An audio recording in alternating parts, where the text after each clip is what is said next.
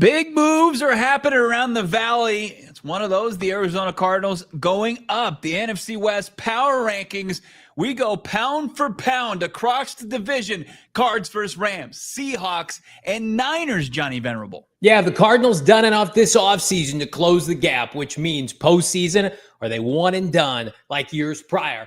PHNX Cardinals starts now.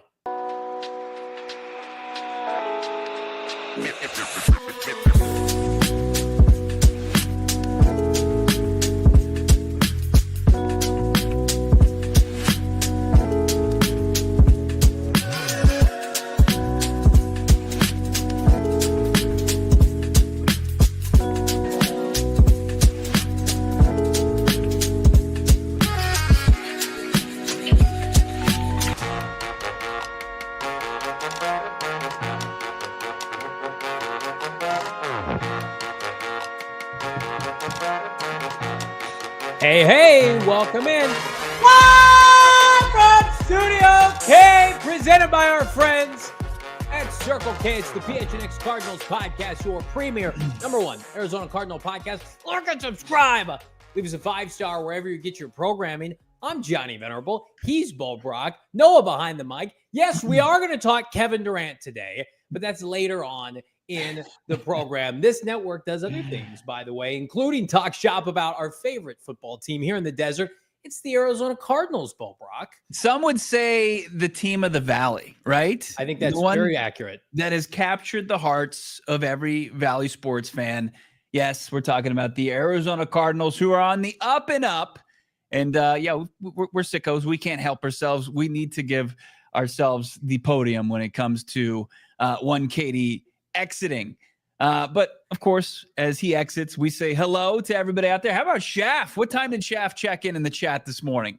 It was like 11:32. 11:32. Why so late, Shaft? What happened? Right, we didn't have the stream made before that. Early bird gets the worm. What's up, AZ Cardinals? Grinzone, Ozzy, Mr. Boogie. Love that, G. Willikers.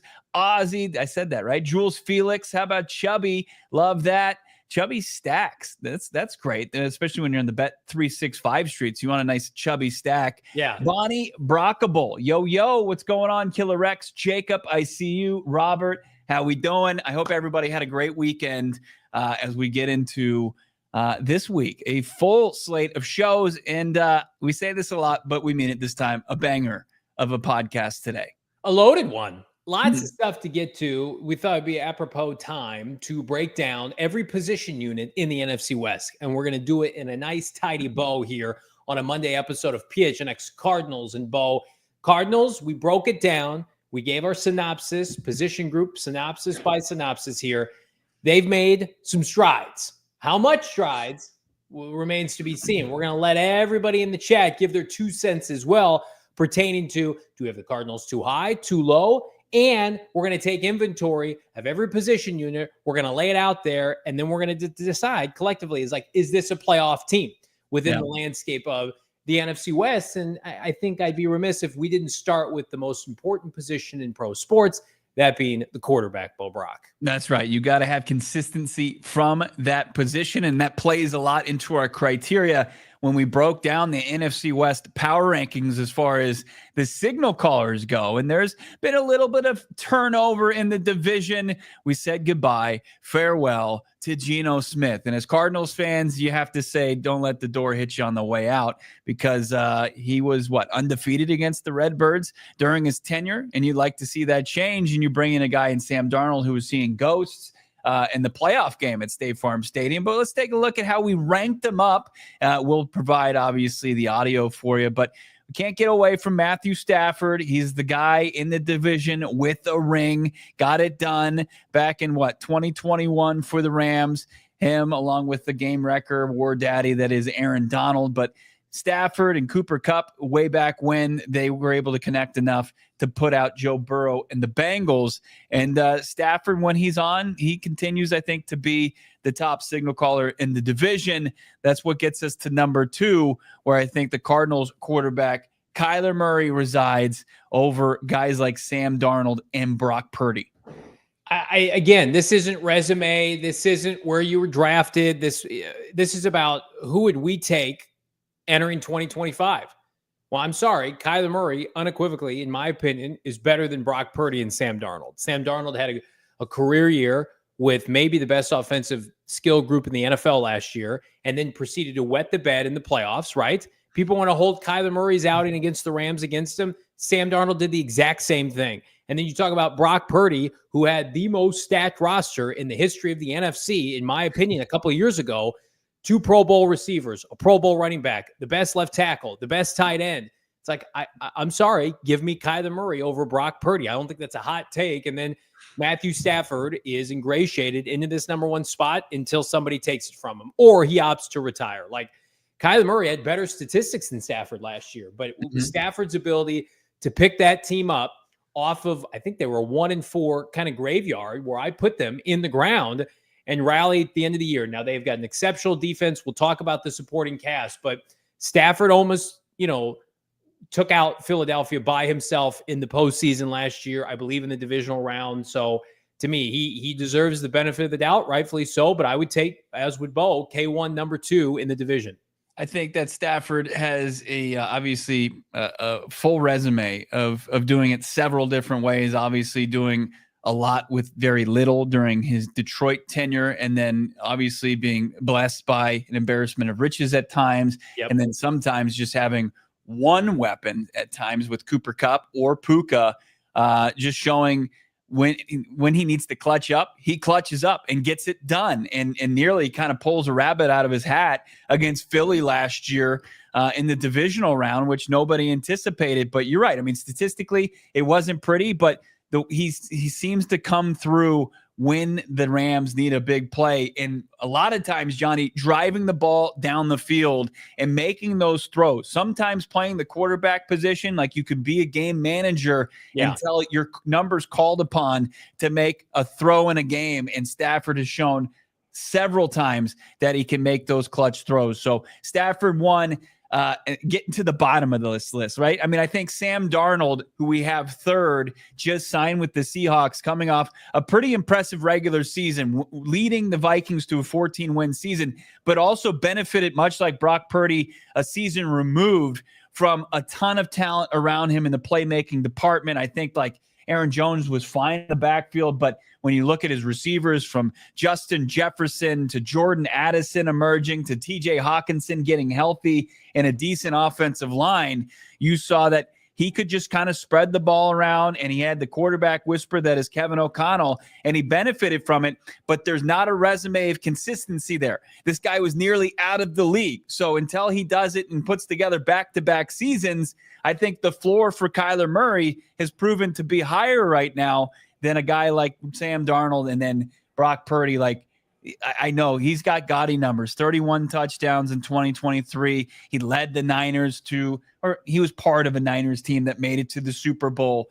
But I think he's limited, and I think we're going to see that on display with a kind of a eroding playmaking core for the San Francisco 49ers. I see people in the chat disagree for the most part with our ranking of Purdy behind Darnold. It's like we're just not buying into him. I'm sorry. Like, he's just limitations with his arm, his mobility, his accuracy. He turned the ball over a ton last year. Like, Sam Darnold is a top 10 pick. I'll hold that against Brock Purdy. Take Brock Purdy and take him out of the infrastructure with Kyle Shanahan, which could be a reality. We talked about it last week. If Kyle Shanahan leaves the 49ers, like, Brock Purdy unequivocally is the worst quarterback in the NFC West. And it's not even arguable.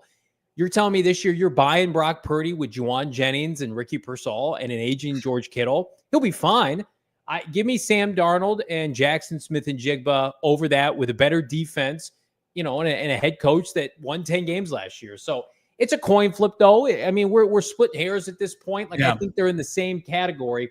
But for me, and I see Brian pushing back, like, Sam Darnold has physical traits where if you honed in on those consistently, like, he could be a top quarterback. And he was the third overall pick. Right. Brock Purdy, his arm is not a third of what Sam Darnold's arm is. And again, like, go back and watch the highlights from last year with Sam Darnold. They were not yak ball, which is Brock Purdy screens at the line of scrimmage to the MVP and Deebo Samuel and Brandon Ayuk. Like, as much as I lauded the Vikings receiving core, like Darnold made it work last year and he threw the ball downfield. Brock Purdy, to me, he's a jag. He's just a guy. And again, I think he's going to get exposed this year. He's got an easy schedule, but Bo and I were in firm agreement. Like he is, if we had all four of these quarterbacks to start a team with, he is easily fourth on our list. Yeah. I appreciate the debate, and that's what we're here for. We're not here to just say, hey, here's our list. Right. Take those. We just spoon feed them to you. Here you go. This is our list. You take it. Welcome to our world, Grandma. Let's keep it going. Do we want to move to the running backs? Let's do so. Arizona Cardinals, very impressive rushing attack. I think, this was tough for me, Johnny. I wanted to put the Cardinals first in this one, but you look at Kyren Williams, and he's spectacular. He seems to be kind of the vocal point at that offense at times. What McVay does as far as just his run scheme, I think it's very impressive. You look at what they're able to do up front. I think if you were just going to go pound for pound, running back group versus running back group, if Trey Benson emerges, you could give the edge to the Arizona Cardinals. Maybe in 2020, going into 2026. This is a tight one. Actually, across the division, I think you'd be hard pressed to kind of see any of these running back groups separate themselves. It's a good division for running the football. I think McCaffrey, do we know if he's healthy? He's last on this list right now because nobody knows, right? Like if he's healthy and he's clicking on all cylinders, sure, he's number one. Can anybody say that definitively? I'm going off of last year. I'm going off of recency bias. James Conner, every year, pencil him in, 1,000 yards, 4.5 yards per clip, 200 to 300 yards receiving, couple of receiving touchdowns. Like that's it. You just know, like at the end of the day, short yardage check, physicality check, leadership check. Like Williams, to your point, he deserves to be the bell cow because of his robust statistical season. But the Cardinals don't need James Conner to put up 1,500 yards rushing because their quarterback can run the football, because Trey Benson is going to get opportunities here. So I don't want to say like this is the most irrelevant discussion, but I think it's the closest in terms of like you could switch any of these out on any given Sunday and it wouldn't surprise me. There are going to be people that pound the table for Christian McCaffrey, but we're living in the year of 2025 of our football lords. We're not just going to say, hey, it's 2023 and we're coming off that season each and every year. It's not Groundhog Day. Like he was not healthy. He had 4 games where he looked like a shell of himself. They got rid of Jordan Mason. I know the scheme is always there with Kyle Shanahan, but look, you got to prove to people that Christian McCaffrey is back. And as far as Christian McCaffrey in his age, it is, if NFL, if history tells you anything, 29 years old, it's just one of those things where you see production fall off a cliff, unfortunately. Now, Shane Diefenbach, local office Seahawks honk, he actually thinks that they should have been last in the division, not too impressed by the Seahawks run game, and thought that they should have been fourth. Kenneth Walker, Charbonnet, maybe it's just I had to watch Zach Charbonnet run just rampant on the Cardinals at home last year, and that stuck in my memory. But I think they're decent. I think they have maybe a little bit of a down year last year to their standards.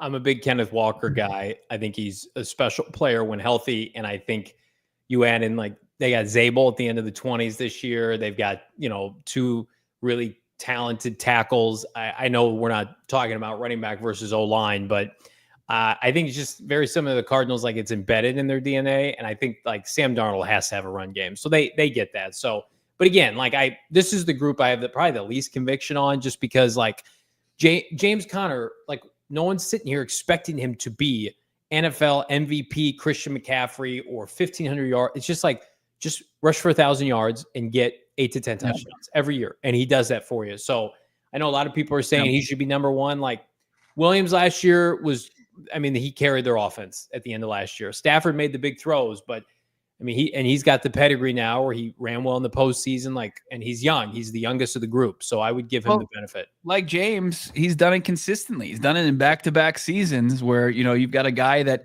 has approached 1,400 yards in back-to-back years from scrimmage and 15, 16 total touchdowns. My goodness. He's just been too damn impressive.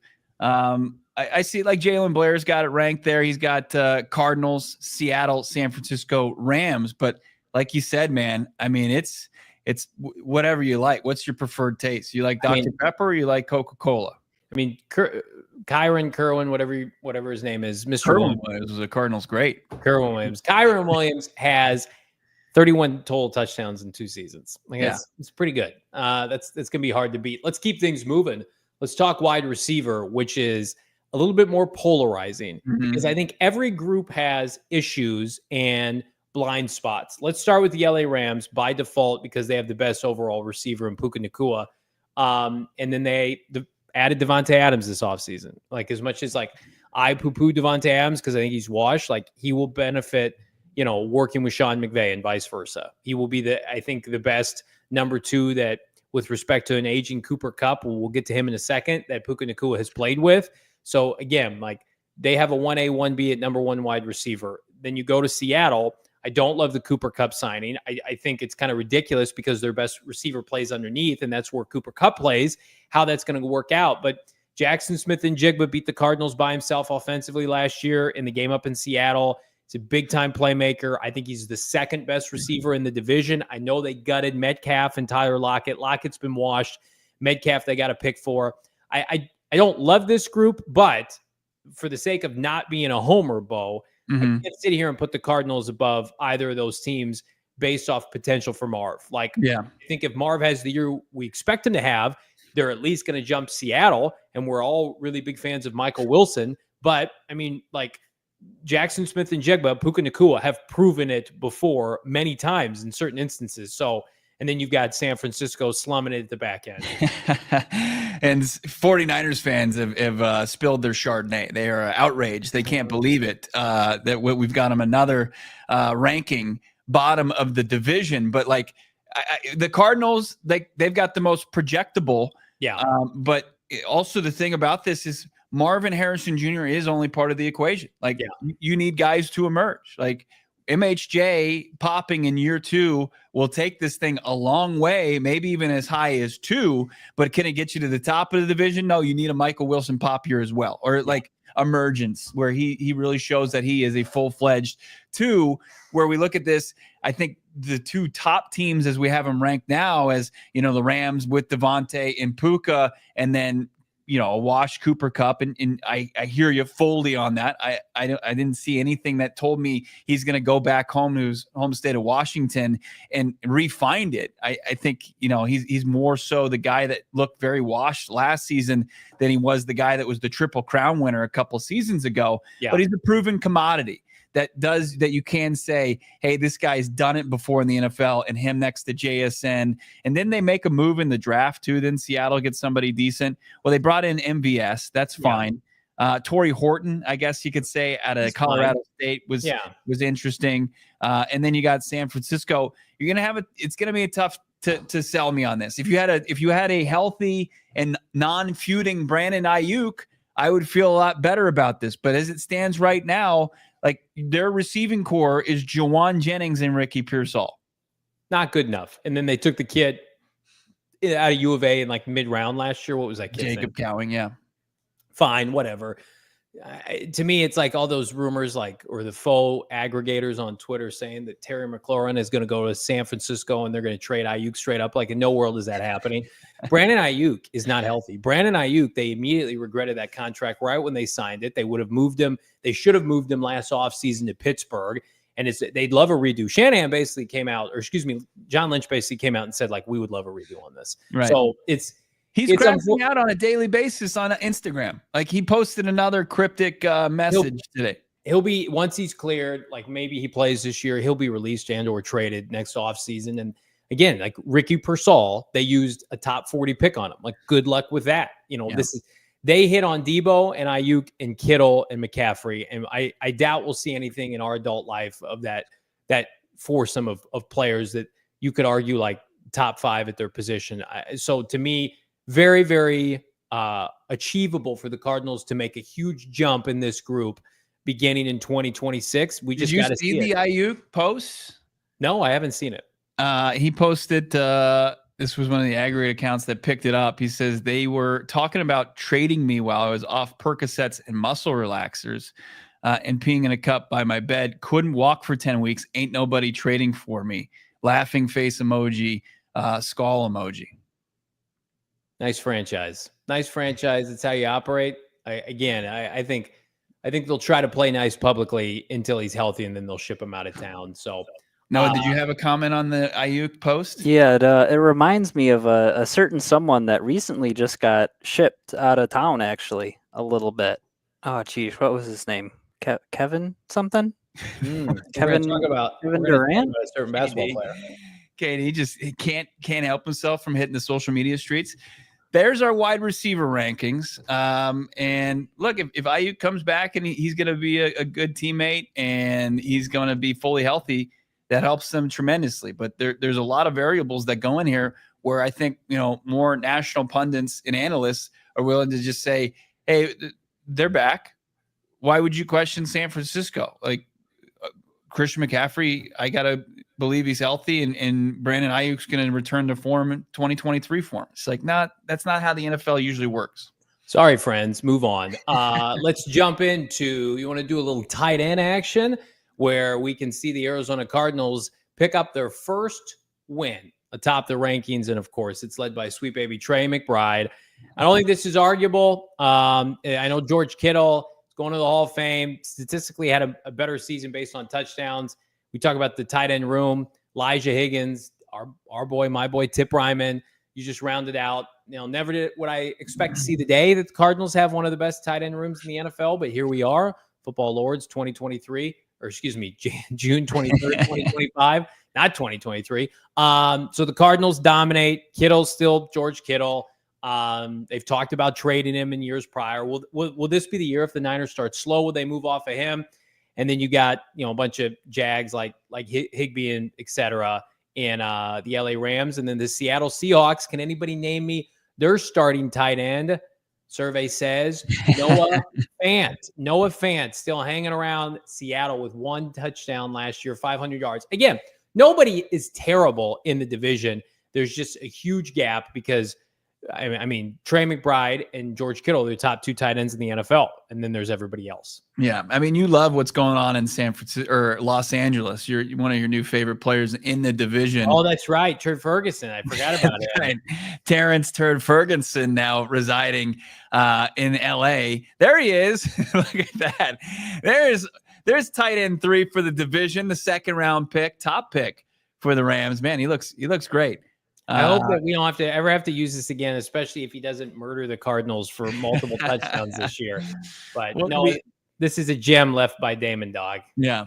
Very good. Yeah. The Oregon product helps out that room significantly, but it was just basically deciphering, like, do you like 25-year-old Trey McBride or do you like 31-year-old George Kittle? And Johnny said, look, if you're taking the career as of right now, you take Kittle, still playing at a high level. But Trey McBride emerging. This is a Cardinals podcast. There will be no slander. And we saw, look, those two guys, a lot of respect for each other. I saw them where they were deadlifting at Tight End University today together. Yeah. So, look, you like that rivalry? They're the two highest paid players at their position.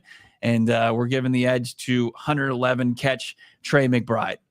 Let's keep things moving here. Offensive line, which is tough because the Cardinals have one of their better O-lines in recent memory. But how does it stack up in the division?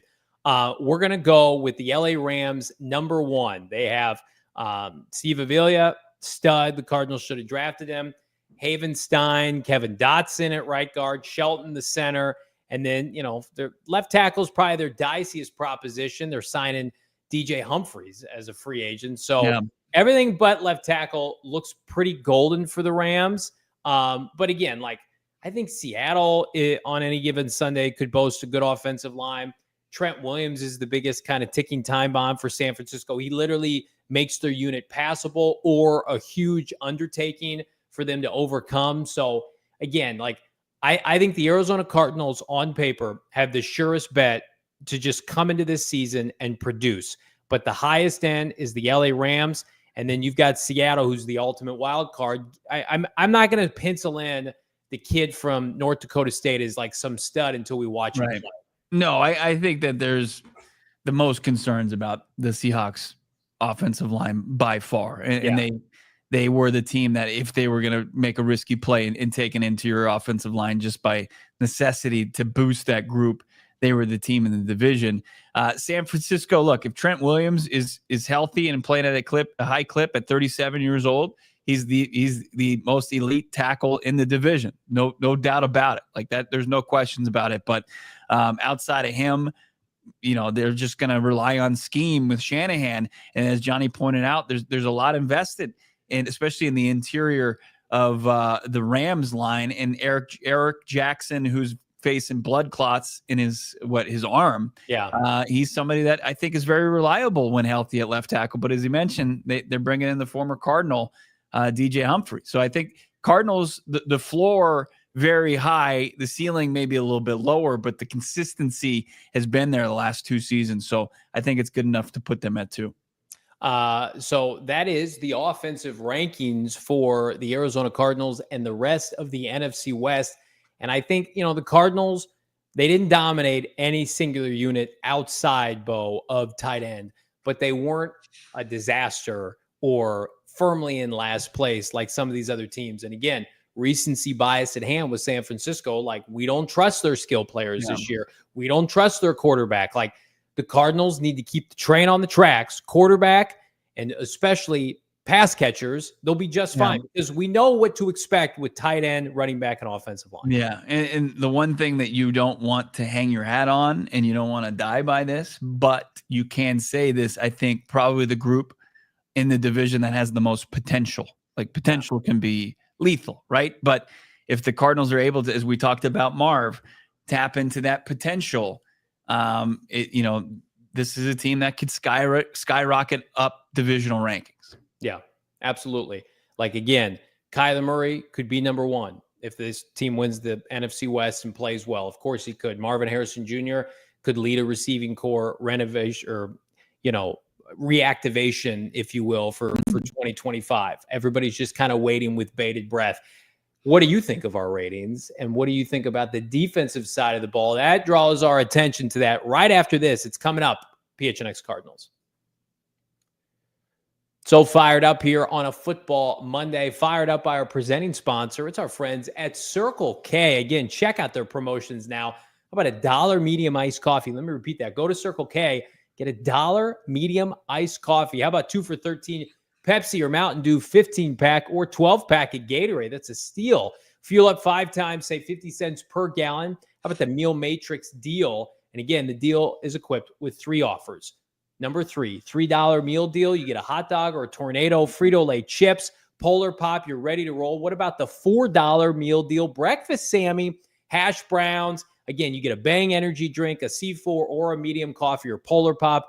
And then the coup de grace, a $5 meal deal. Not 1, but 2 slices of pizza, any 20-ounce soda or Polar Pop, up to 44 ounces. Join the Inner Circle for free by downloading the Circle K app today. Terms and conditions apply. At participating locations, visit CircleK.com, Bo, for more details. Temperatures are high right now, and of course, those energy costs from cooling are on the rise. Make sure you've got the best energy company possible.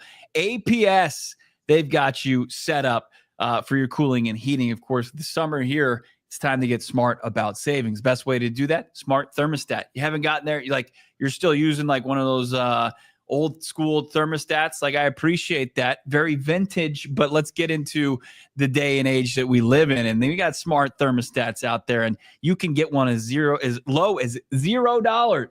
Is that expensive? Is that a lot? Is that going to break the bank? No way. No, $0. It costs that much, nothing, to get yourself a smart thermostat from our friends over at APS, and they're going to get you the time of use plan. They're going to link it up with your smartphone and automatically adjust your thermostat to take advantage of those lower cost peak off hours. That's what you want. Most cost efficient and energy efficient you can get is with a smart thermostat from APS. Check it out right now. Find instant rebates, discounts, special offers, and smart thermostats, energy efficient appliances, and more at marketplace.com. aps.com. Must be an APS customer and pay shipping and taxes. Not bad, though. Other restrictions apply. Go to marketplace.aps.com for more information. Everybody drop a like on this video. Subscribe to PHNX Sports here on YouTube. Want to remind everybody right now we are running a Die Hard promotion. How about it? The NBA Draft Die Hard sale. Again, become a Die Hard, half off, just $36. And in honor of the NBA Draft, we're giving you access to the best Suns coverage in the Valley at the best price ever. Again, Gerald, he's back from paternity leave. He's cranking out all the content that you need on the KD trade and more. Hey, guess what? The Suns have a top 10 pick now. Be a part of the best Suns community online or in our Discord with the NBA Draft this week and free agency on deck. This is the prime moment to drive conversations right now into the Discord. PHNX Suns, PHNX Cardinals, and more. Become a diehard today. Oh, man. The first question they should ask these draft prospects, and I know it's just days before and they probably don't have access to prospects any longer, but it's like, hey, do you like to clap back continuously at people on social media? Yes, if the answer is anything close, take them off your board. Take them off your board. We're guys that are focused on playing hoops. I mean, Kevin Durant, like, come on. I just, how people, I understand if, we're not going to go into this right now, but I understand if you're upset about the return on the trade, like, that's fine. You have a right to be. But people here, like, pearl clutching Kevin Durant at 37 years old, like, find help. Seek professional help. He is not worth it. He has proven time and time again he is not worth it. And the Suns will be better off. There's a preview into our take later in the show. Let's keep things moving here. Position group by position group. Again, drop a like here on a football Monday. We looked at the offense. Bo, how does the Cardinals' revamped defense stack up in 2025? Yeah, now this is a mix between, you know, how they finished last year and trying to project a little bit, looking into the future. Let's take a look at the Arizona Cardinals pass rush to open things up, how they stack up against the division. Ruh-roh. But look, let me qualify our rankings. Like, if you're looking at this division defensively, it was pretty mid across the board. Yeah. Like, none of them, like, no defense that hailed from the NFC West was really truly striking fear across the league in 2024. The Cardinals have a big time opportunity to rise up these rankings. But as of right now, I think there has to be a bit of a prove it period for the Cardinals to hurdle some of these teams in their division. But we've got the Seahawks, one, who led the division in sacks. Yeah. And then you've got the Rams, who I think led the division in pass rush win rate, while you've got the Niners, who were kind of middle of the road, and then the Cardinals, who were second, actually, Johnny, in the division in sacks, but very far down in the league in pass rush win rate. This is where we put our fanboy pom-poms down, and we say, prove it, Cardinals, prove it, defensive line. Niners still have Nick Bosa. Rams have two stud defensive linemen they drafted last year, and the Seahawks destroyed the Cardinals up front. So we will give them the benefit of the doubt until the Cardinals prove it. But again, give me Josh Sweat, Calais Campbell, Dalvin Tomlinson, Walter Nolen, Darius Robinson, B.J. Ojulari, Baron Browning, like Zaven Collins. Like, that group ought to be able to make some noise. So even if the Cardinals are last in their own division, just don't be last in the NFL. How about that? Because they've been last in the NFL, in my opinion, the last 2 years in terms of like what they've put out there. And I know, like, not all statistics support that. Watch the game with your eyes. So the Cardinals are last, but they're like 18th in the NFL with pressure rates and all that, you know, sacks. Great. Sign me up for that. Like, the division has some strengths up front as it relates to defensive line. Look, pass rush win rate is tough to say. Very tough. It's tough, okay? As Mike Myers says, wash win weight. And I appreciate that. Here's just how the breakdown went from last season. Your wash win weight. We got the Seahawks. They were second in the division, just behind the Niners at 40%. Niners were 41%. That was 15th and 16th in the NFL, respectively. But then you look at the sack numbers. Seahawks had the most at 45, while the Niners had the least amount of sacks. Pretty much just Bosa doing all the heavy lifting, but they added the 11th overall pick, Michael Williams, out of Georgia, to help supplement that. And then right behind them, or ahead of them, was the Rams with 38 sacks, and they were 18th in pass rush win rate, 37th The Cardinals were 4% below that, 33%, which was 28th in the league, but with 41 sacks. Bad. This is bad. And just the division. Yeah, this is bad. Don't do this. Don't be 28th, and you'll be fine. Like, this is where I'll give Jonathan Gannon the benefit of the doubt, where he told me that sacks can be overrated. You're looking at this. They are overrated looking at this. Like, the Cardinals schemed up as many sacks as Nick Bosa could stomach last year. But could they win when it mattered most? They could not. We all watched the same games with our eyes on every football Sunday, on every third down that was critical. The Cardinals could not get home, and that's the difference. The Cardinals had 4 less sacks than the Seattle Seahawks, but the Seahawks made it count on critical downs, right? So, again, you can have as many sacks as you want to have. Yeah. But when do they come? Like Josh Sweat, we need his sacks to come on third down. Yeah. Turnovers, strip sacks, change of possessions. Let's get that going. To me, it's very simple. The Cardinals this year have added a bunch of players that can win up front one-on-one, where they probably didn't have one singular player that was healthy that could do that last year. I don't know how to pronounce it.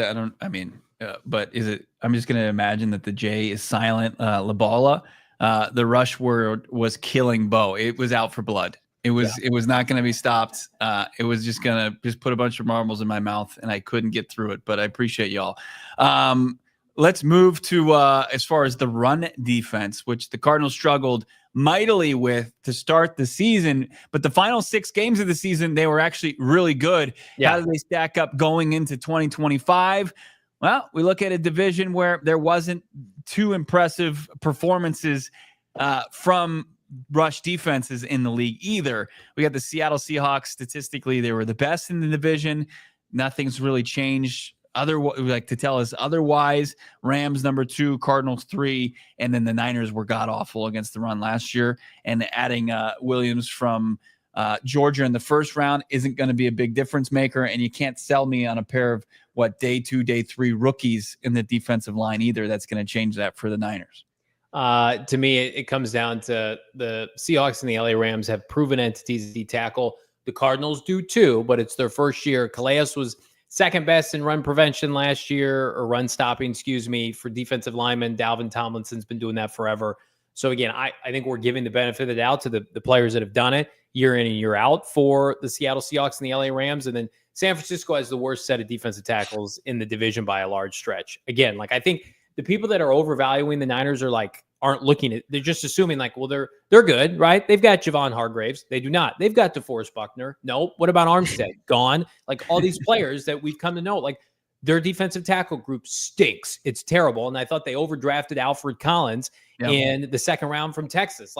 Cardinals go 4 deep now suddenly with competent players, more than 4 deep. But it's Calais, Dalvin, Walter Nolen, Darius Robinson. That's a hell of a good start. And it's a group where you could definitely overtake both teams in front of you if things break right. So again, you can be third, but we'll contextualize it by the sense of but it's not a huge gap. In my opinion, there's a huge gap between, Trey McBride and Noah Fant, right? Well, I don't think there's a huge gap between Leonard Williams and what the Cardinals are going to have this year, thankfully.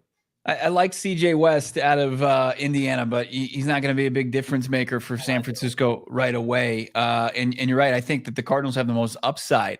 They could very well be the top run-stopping defense in the NFC West. That's right. It wouldn't shock me. It wouldn't shock me if they're one of the best in the league. I mean, the addition of Calais Campbell, who is phenomenal against the run, has consistently been phenomenal against the run. Dalvin Tomlinson, Darius Robinson being healthy. I think those are 3 cogs and slowing things down. A unit that allowed just 3.7 yards per carry the final 6 games of the year last year with that group. I just think they're schemed up. I think they're sound as far as their assignments, their gaps, and that's one where they're third. But as Johnny said, a couple good games, they could easily be in the top.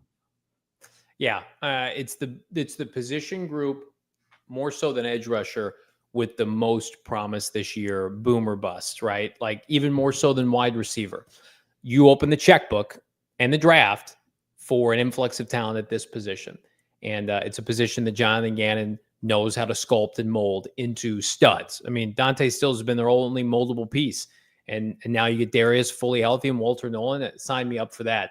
Let's keep things going. How about coverage rankings? This is a tough one because there's a team that's firmly in the front based on the cornerback group that they have, based on their head coach and what they did a year ago. And then, it's a toss-up from a lot of these teams. This is our ranking for defensive back group in the NFC West. We'll go with Seattle. Devin Witherspoon, in my opinion, is a top 1 to 3 corner in the NFL. He's phenomenal. He's just now entering his prime. I don't have anything negative, unfortunately, to say about him. And then they loaded up in the draft. They got, Emma Warry from South Carolina. They've got Cody Bryant. They've got Julian Love. And then Nolen, who was not great last year. Everybody predicts him to have a bounce back season at the other corner spot. So they have some dudes. This is probably their best position unit. Bo, you can make an argument on their team.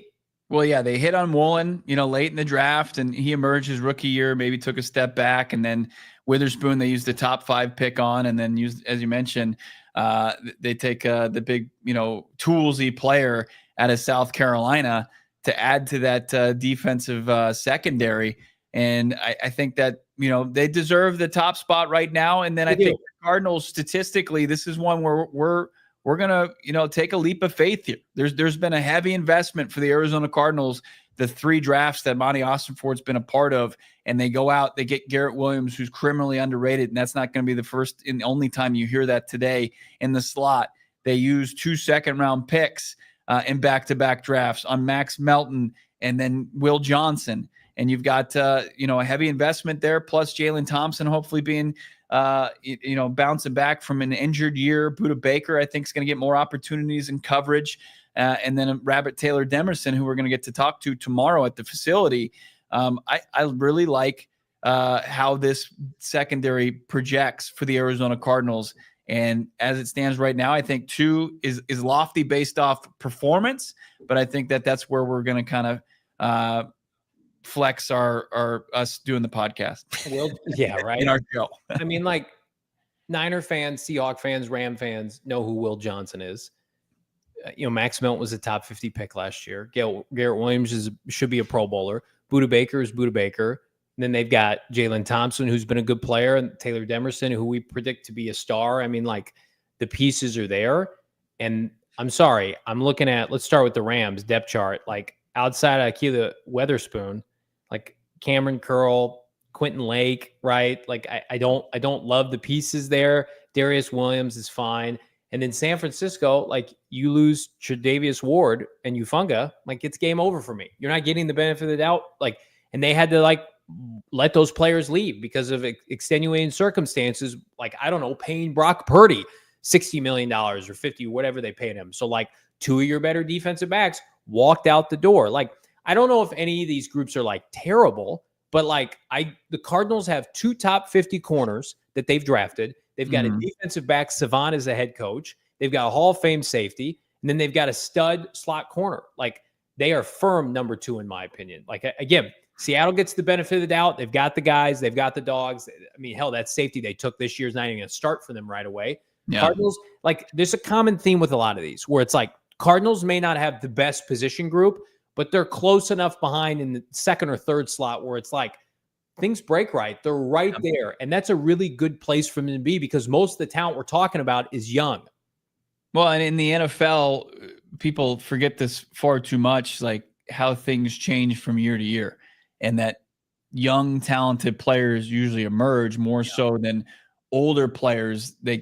People don't usually forecast their fall off. And I think that the Cardinals are going to benefit that across the board, especially being in year 3 of this regime where they're heavily betting on the guys that they drafted to develop. And, Garrett Williams took a monster step last year. Monster step is in the conversation for already being one of the best slot corners in the league. And if you hit on one of those guys on the outside, I mean, it just drives up that position group exponentially. So I like that. I really am bullish on their secondary, and that's why we have them at number 2. So is that all of them? I believe that's all of the position groups that we went through. I think so. Do we want to see the complete breakdown here, Bo Brock? Do we have that, Noah, or is not yet? But I can. We'll have that on social media though. You can find it at PHNX_Cardinals. I know it's going to be up on Twitter, Instagram. I believe it's already up on the IG, and people are freaking out about some of the the rankings. Good. Speaking of freaking out, Pete Prisco released his top 100. It's freak out worthy. That's coming up. It's PHNX Cardinals. Am I talking about the pure edibles? Of course. Maybe Pete was popping back some pure edibles, but he should know that, of course, the effects are outlined right there on each 10 of pure edibles. So you know what experience to expect from pure edibles. It's fantastic. It's always in line for a great experience. And what also makes it better is pure edibles is born and bred right here in our great state of Arizona, up the road, I-17 in Flagstaff, now calling Phoenix home, and they're available in 130 dispensaries statewide. 130 dispensaries where you can find pure gummies, not covered in sugar like their competitors. They're full-fledged candy company. They take it seriously, and they got those gummies. They've got the kicks. They're like Starburst, chews, soft candies like caramel, and hard candies. Check them out right now. They got gummies for sleep support. They got them with uplifting effects derived from unique cannabinoids such as CBN, CBG, and CBD with marijuana derived from THC. Check them out. Pure gummies designed to be ripped, bit in half, making them easily shareable and easy to dial in that exact dose. Go find yourself some pure edible products from one of the 130 dispensaries across Arizona. Pure Edibles. Big thanks to our friends at Pure Edibles. How about our friends at Monarch Money? You want to talk about keeping track of your money, seeing where your money's going, where it's coming from? Listen, friends, finances can be messy and confusing. Monarch Money acts like your personal CFO of sorts, giving you full visibility and control so you can stop earning and start growing. It's, again, every month you look into your account and you think to yourself, where'd my money go? I've never made more money, but I've never had more expenses. How do you take care of that? Take care of it without your average budgeting app. This is Monarch Money, a complete financial command center for your accounts, investments, and goals. Don't just manage your money. Start by building 50% off for your first year with Monarch Money. Again, get control of your finances today. It's not about how much money you're bringing in. It's where your money is going. Keep track of it now. Enter the code PHNX at monarchmoney.com. That's PHNX as the bonus code, monarchmoney.com in your browser for half off the first year, 50% off. Done. Dunzo. PHNX is the bonus code, monarchmoney.com. Again, named the Wall Street Journal, ever heard of them, best budgeting app of 2025. I've heard of Pete Prisco. I used to like Pete Prisco. What the hell happened to Pete Prisco, Bo Brack? Was Pete just like feet up, just putting back a couple cold ones and just kind of like shooting from the hip on this top 100? Because that's kind of the feel I got. That was the vibe I got when you sent me this top 100 players list in the NFL. There was one. It was a lone ranger for the Arizona Cardinals on this list. One submission from the former Sun Devil, Pete Prisco. Used to reside here in AZ, but man, has he forgotten his roots? Has he got Trey McBride, Trey Day, who earned it? Maybe I think underrated, my opinion. Last season was 83rd on Prisco's top 100. Yeah. So McBride finished 4th in the league with 111 catches in his breakout season. He had just 2 touchdown catches, which is a number that will go up this season. Count on it. You can count on it. Very confident, but he's barely inside the top 50, Pete. What gives? Yes, I hate this. This is the worst. Pete Prisco used to be a Cardinal supporter, and now I feel like, I mean, Bo, we talked about it off air. A lot of these names on this list, get your barf bag ready. I mean, like, number one, no Garrett Williams. Like, Pete Prisco used to be the guy who knew about the Garrett Williams of the world. Now he's got like Jalen Ramsey on this list. Are you kidding me? Both rookie corners for Jair Alexander was on this list. He just Quinyon got Mitchell list. Yeah. Again, like the love affair with the Eagle rookie corners, Cooper DeJean. It's like, guys, what are we doing? Antoine Winfield. Like the players with bones to pick are Garrett Williams and Budda Baker. Like that's where you start.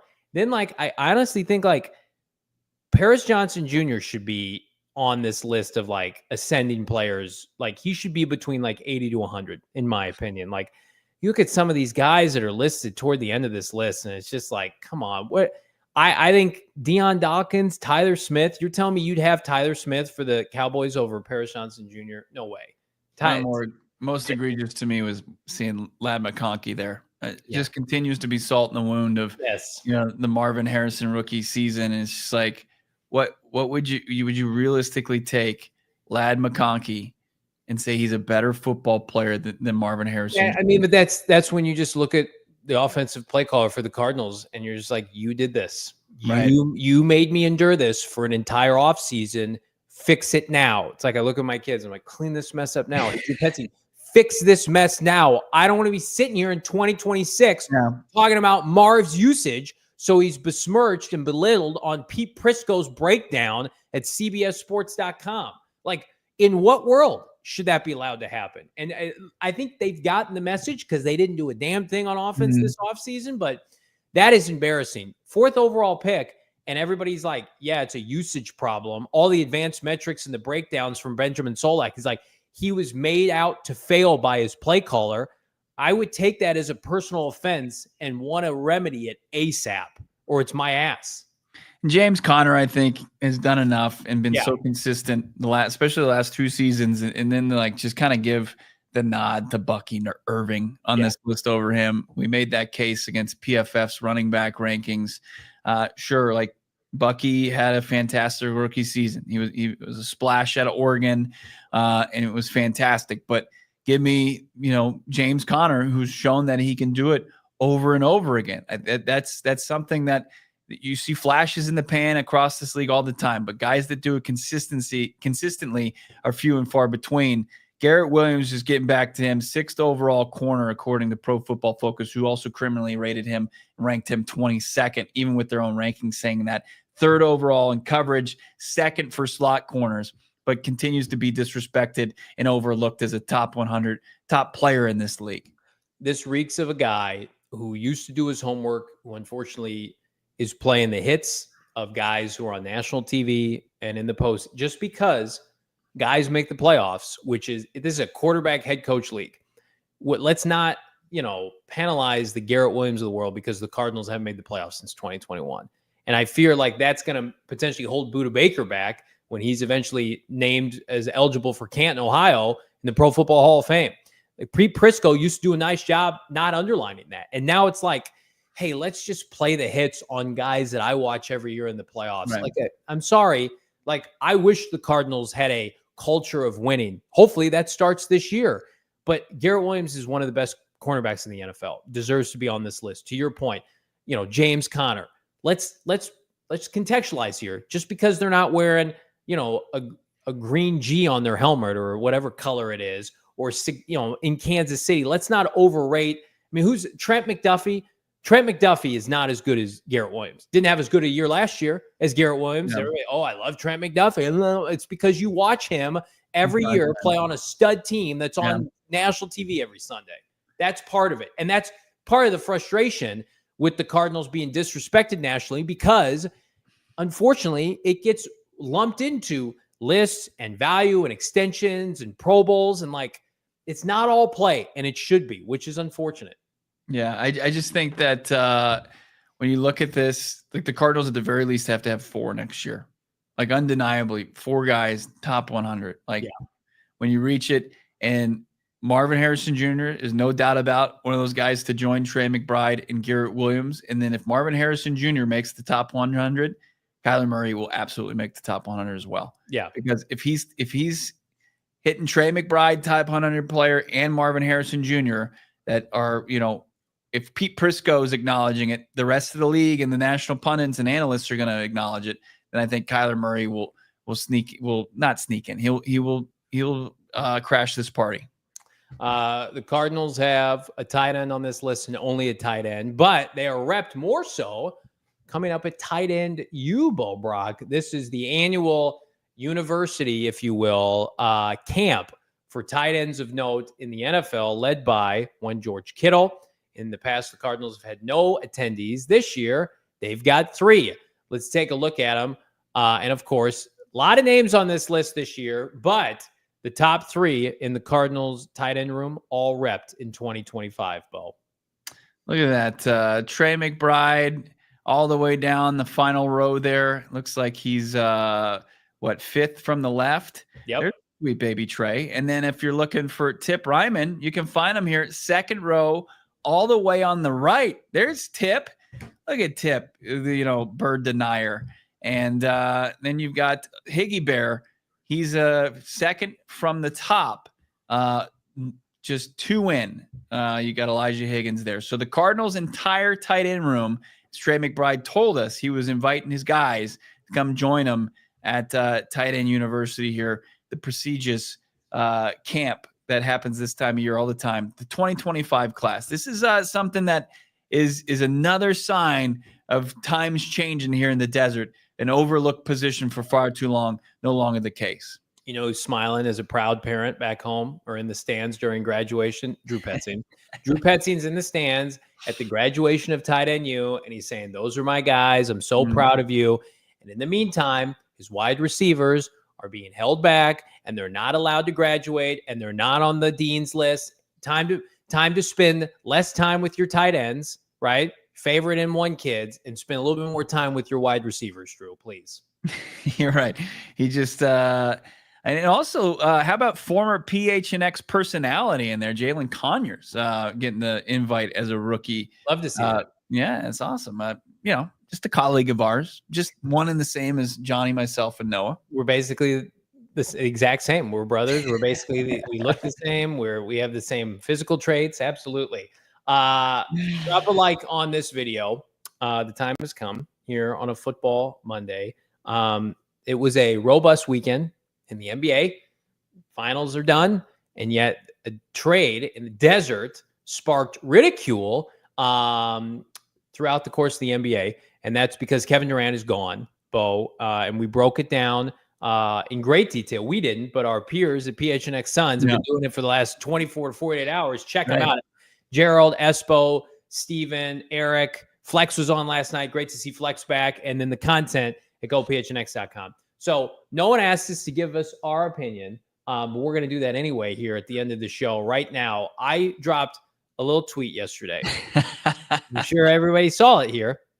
And it wasn't my usual football tweet. I said, I really like this trade. Kevin Durant, 37, hasn't been healthy. Jalen Green, 23. Scores a lot of points, top 10 pick, bunch of second rounders. Like, I feel like I can be objective and say, hey, I think that's good value.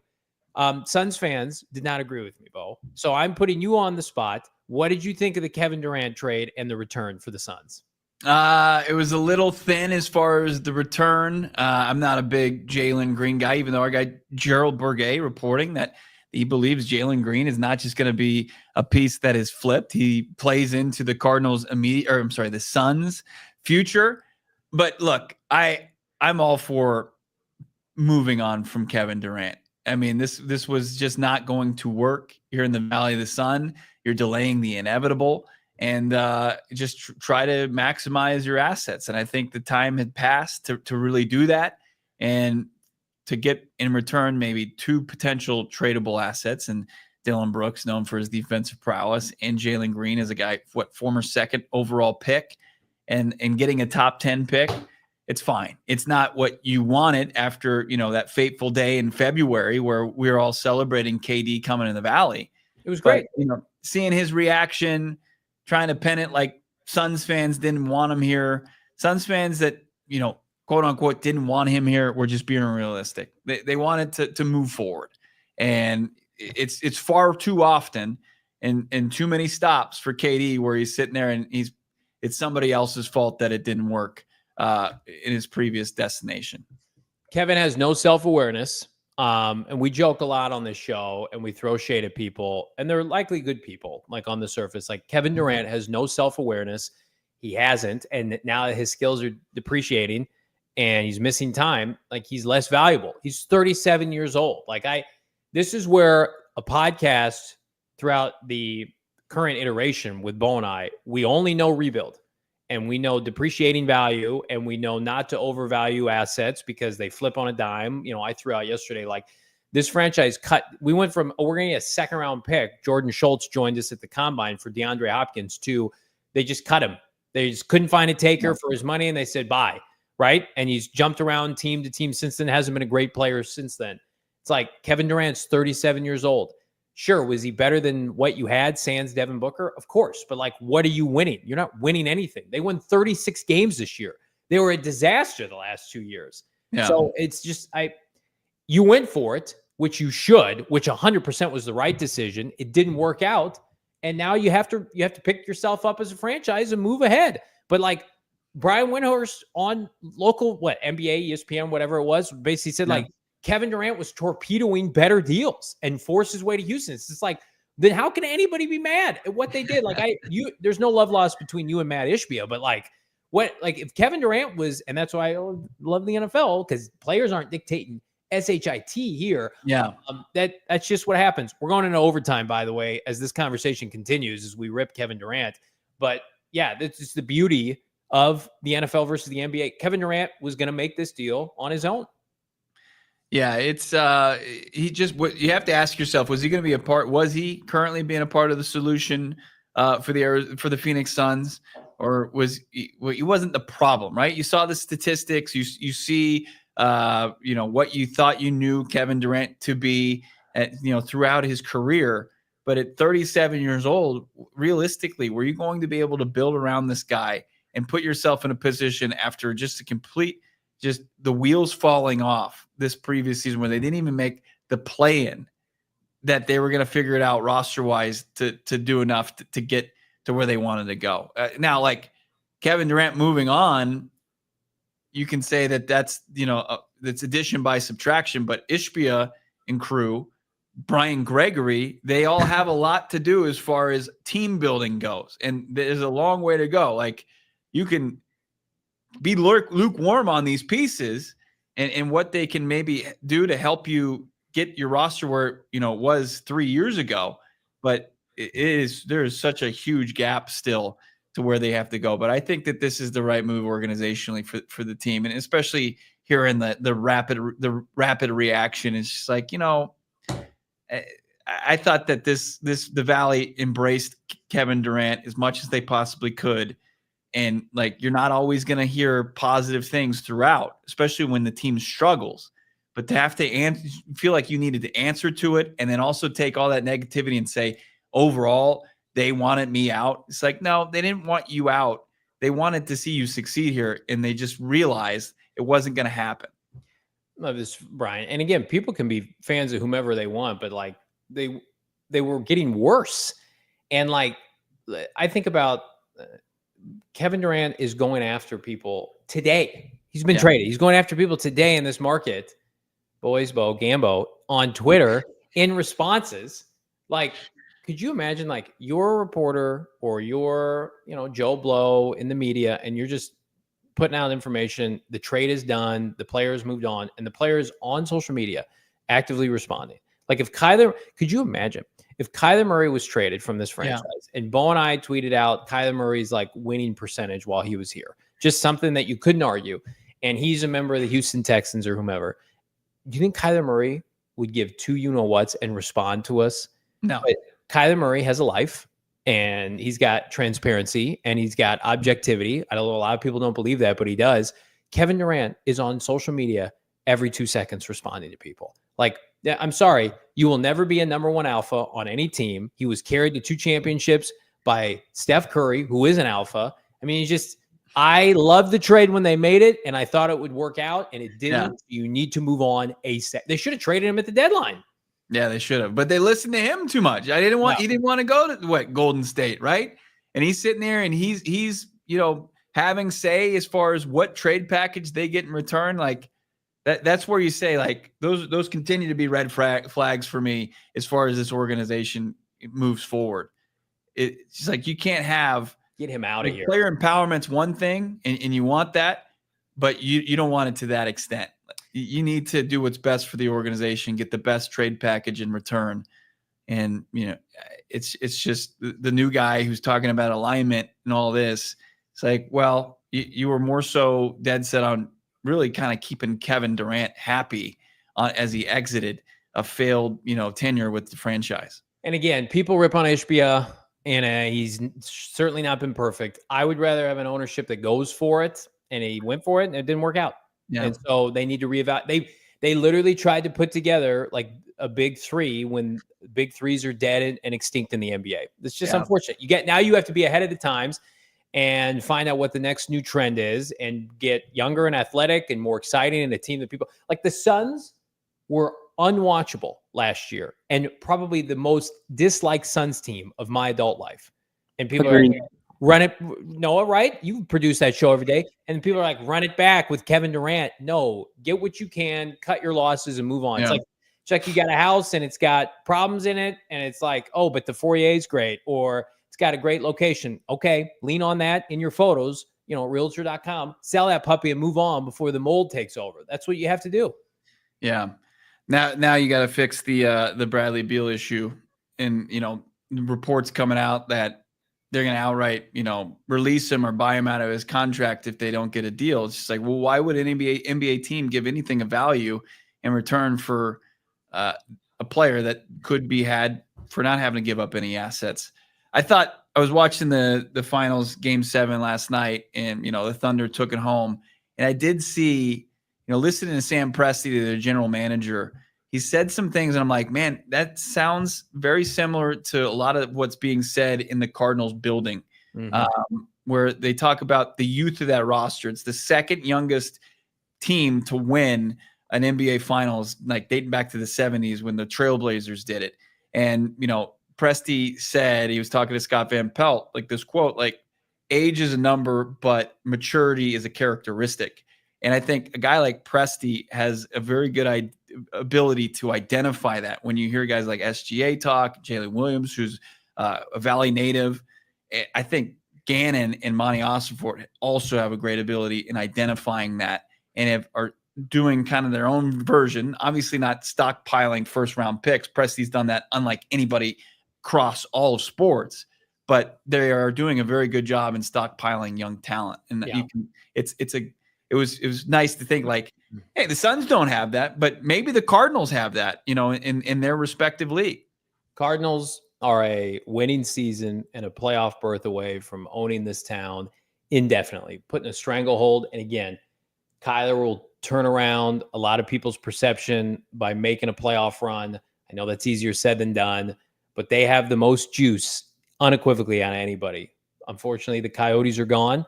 The Suns are in a rebuild. Let's just call it what it is. And the Suns could be competitive next year and make a play. I saw people like poo-pooing the idea of like, oh man, the Suns at best, they're just going to be a middling team that does the playing game. I'm sorry. I've watched this team the last 2 years barely qualify, if not qualify outright. I'd rather have give me a scrappy team that wins 45 plus games and is fun to root for instead of that disaster class this past year with a bloated salary cap. It's like, let's not act like let's have standards here where you were not a title contender, but you weren't even a playoff team. Let's start from scratch. Right. Suns fans. There was a Suns team, I think, in 13 and 14, and they had won 48 games. They're like most wins not to make a playoff. It was one of the more fun seasons to just watch basketball in the Valley because they were overlooked from the jump, and they pushed it all the way to the end. Where I think, instead of a big three underachieving, like with a bunch of unlikable guys that are going to clap back and blame the fan base for, their lack of success or not being there any longer. Nobody wants to root for that. You rather root for guys that, are going to put in the work, hopefully, and overachieve. And that would be a step in the right direction. They missed the play-in game this year. Very similar to the Cardinals' 10-6 season with Bruce Arians year one, where it came out of nowhere and we were having fun. So Cardinals can own this town. Will they own the NFC West? No, man. Let's take a look at the graphic breaking down every position unit in the NFL and the hierarchy. There it is. You can see it right now on PHNX Cardinals on on Instagram. And again, it's like we talked about before. The Cardinals, outside of tight end, don't dominate any singular position group. But running back, quarterback, offensive line, receiver, they can make huge strides this year, huge jumps, make a huge jump at pass rusher. To me, and you and I are objective as we can doing this, I don't know how you don't have, as a casual fan, I don't know how you don't have San Francisco last in these. Like they were the easiest team to evaluate, Bo. Right, they were. I mean, you can make your case for quarterback, but how, Brock Purdy doesn't come close to one. Like he could be a distant two. You could just base it on, who couple up best season against best season. And I think Kyler Murray maybe even has the edge of that when you look at what he was able to do in 2020 and 2021. Running back, the Cardinals have their case for the top running unit in the division. Wide receiver, they've got a ton of upside to where you've got some of the teams in this division just barely hanging on, or if not just scraping the bottom of the barrel. So it's good to have, really across the board, the Cardinals not truly bottoming out. Like when we look at them, where we have them fourth in one category, it's the pass rush. That's our prove it category, right? Where we have confidence that this is going to be a much improved unit and that they have the pieces there to do so. Where some of these, it's like, realistically, how are the Niners going to improve against off a god-awful run defense that they had the previous season? I mean, they're hoping, and this can derail an easy schedule, but they're hoping their schedule allows them to overachieve at that position. And most teams can run the football to some extent, and there's not a harder place to be as a franchise. We watched it than susceptible to the run. Then you got to be perfect everywhere else. And I don't care if then it's 2nd and 4. Yeah. It's 2nd and 3. And Robert Saleh is not playing D tackle for you. I know people Right. are like, this is a dude's league. That position in particular, you don't lose Hargraves, Buckner, Armstead, these supremely gifted D tackles, and just overcome it. Plus, Nick Bosa is a hamstring away from being on injured reserve. And we have not seen. I love Mikael Williams. Feels like it happens every year. Yeah. So it's like, hey, San Francisco's got the gloss, a shine of a Shanahan Purdy team, but it's no pun intended. It's a house of cards. McCaffrey, old and broken. Ayuk, old injured. Kittle, old. I mean, Trent Williams, old. We're looking at stocks here. We're playing the stocks. We're hedging our bet with Matthew Stafford, but everywhere else, like young ascending players. It's a big reason why we like the Niners front four, because they took 2 stud defensive linemen last year. So there are too many people nationally just not paying attention to San Francisco. Yeah. Also, like the one thing that stands out to me about this, Noah, if you don't mind, can we put it back up? Just across the NFC, look at the Rams. I mean, offensively, I think they're in the mix across the board. They've got continuity, quarterback, wide receiver, the offensive line, and I think that they are a team on the rise defensively. In Jared Verse, Braden Fisk, big part of the reason why run defense, pass rush wise, like outside of the Cardinals, I mean, those are the 2 teams that have, ability to even go further up these rankings, where I think San Francisco and Seattle are the teams that are more kind of volatile and think a lot of things have to go right in order for those teams to have success. This is not a shot at the Rams, because I think they have the second best head coach in the NFL. I think the Cardinals match up well with Gannon against Sean McVay, or at least the best of any coach that they've had. And that includes Bruce Arians. I mean, the Cardinals should have swept the Rams last year. The first game was not competitive when both teams were healthy. First game was not competitive. And then the game in LA, where the Cardinals had nothing to play for, it was a fluke play at the end of the game that gave the Rams the win. And the Cardinals outplayed the Rams the entire game. So it's one thing to be in a position where you're just getting dwarfed by all the talent the Rams have. The coaching is finally even, or as even as it can be, where the Cardinals have a shot. And Kyler Murray have a couple special plays. Marv does well. I was making an argument. Those were 2 of Marv's best games last year against that defense. So to me, it's like you don't have that overwhelming feeling of dread like you've had in years prior. I mean, now I think the bigger concern is, can you be competitive against Seattle? Yeah. And can you find a way to have some stability offensively? Because give McDonald credit, like he made Drew Petzing very uncomfortable, but McVay very beatable now with Gannon, with an equipped roster. Whereas you couldn't say that about Cliff, couldn't say that about Arians, certainly couldn't say that about Steve Wilkes. Like, you just like your chances now. Whatever it looks like for the Cardinals this year, they are going to be super competitive in the West again. Unbelievable chat. As always, hit that like button.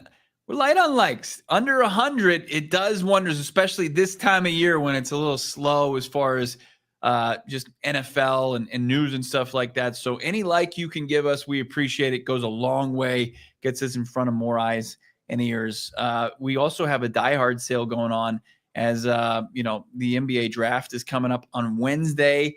NBA trying to be in the NFL. They're doing a 2-day event now. They've got the second round on Thursday. We've got, of course, wire-to-wire shows going on with PHNX Suns. Don't miss out on any of the content from on, of course, YouTube or, of course, gophnx.com. Become exclusive diehard right now for the light price of, is it cut in half? Yeah, $36. Nice. $36. Another day, another diehard sale. Take advantage of it if you haven't done so already. Get into that exclusive member Discord. Talk with Johnny. Talk with myself. Talk with Gerald Bourget in the Suns channel. You have access to all of it just by becoming a diehard for $36. Plus, just like it did when it ended after the draft, you get access throughout draft season at that low price, $36. We got some shirts restocking, and we got some new merch coming out too. So keep that coin handy. Again, load up this fall. You can get your MHJ jersey now. Why not get some merch from gophnx.com? Yeah, it's been a great Monday. I am out for a couple of days. So Bo's holding the fort down, my guy. That's right. We've got some great guest hosts coming in. The content continues to be at a high level. Johnny getting a much deserved time off. He's going to do some really fun things. Enjoy the time, my guy. We're going to miss you. We're going to keep it going. Train's going to remain on the tracks tomorrow. Donnie Donuts is going to join us in the studio, so don't miss that. He's going to be out there as well with myself and Noah, chatting it up with Rabbit Taylor Demerson. So we're going to hear from the Cardinals' second-year safety tomorrow. That's going to be just a part of much of the fun going on PHNX Cardinals. But you're going to have to wait, barring any breaking news. Make sure you're subscribed to this channel. But otherwise, we'll talk to you tomorrow at 4:30. Johnny, aloha, my guy. Talk to you soon. We all silly like the mayor.